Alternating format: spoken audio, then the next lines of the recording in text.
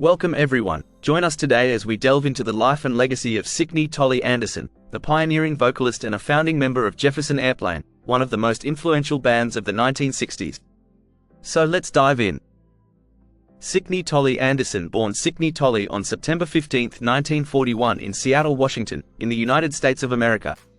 She was zodiac sign Virgo. Born in Seattle and raised in Portland, Oregon after her parents' divorce, Signe began her music career as a folk and jazz singer. She had been performing with various groups since high school, including a band called Three Guys and a Gal, where she sang alongside three male classmates. In November 1959, the group even performed at a campaign event for John F. Kennedy. In her 20s, Signe relocated to San Francisco, where she gained recognition as a talented jazz and folk singer, frequently performing at the popular folk venue, The Drinking Gourd. Her performances caught the attention of vocalist Marty Balin, who invited her to join what would soon become Jefferson Airplane. Shortly after joining Jefferson Airplane, Signe married merry prankster Jerry Anderson, a marriage that would last from 1965 to 1974. She contributed vocals to the band's debut album Jefferson Airplane Takes Off, with a standout performance on Chauffeur Blues.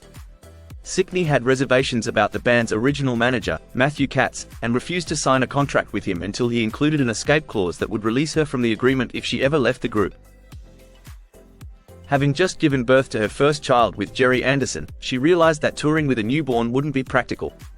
In July 1966, Signe informed Bill Graham of her decision to leave Jefferson Airplane following a series of shows in Chicago.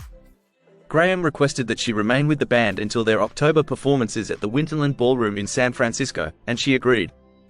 This allowed the band time to find her replacement, ultimately selecting Grace Slick after Sherry Snow turned down the offer. Signe told Jeff Tamarkin in Got a Revolution, "I never wanted to leave, but I had another priority, my husband and my child. People always think that sounds really corny and dumb. They say, but you were finally making it.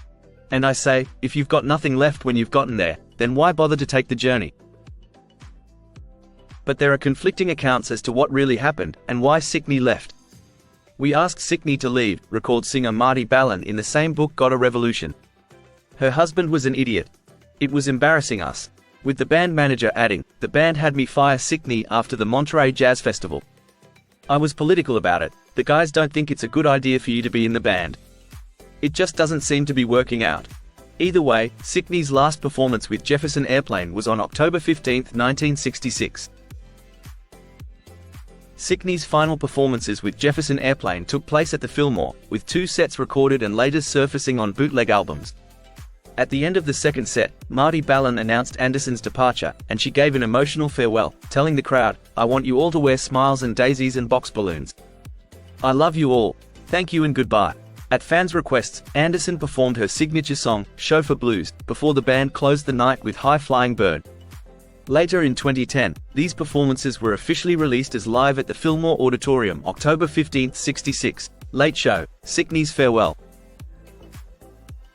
After departing Jefferson Airplane, Signe returned to Oregon and spent 9 years performing with Carl Smith and the Natural Gas Company.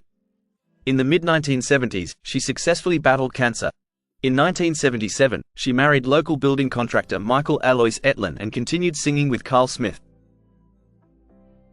In the mid-1990s, Signe faced significant health challenges, including a broken neck and bypass surgery, which brought financial strain to her family. Despite these hardships, she made guest appearances with the KBC Band and Jefferson Starship. On February 21, 2011, her husband, Michael Alois Etlin, passed away at age 62.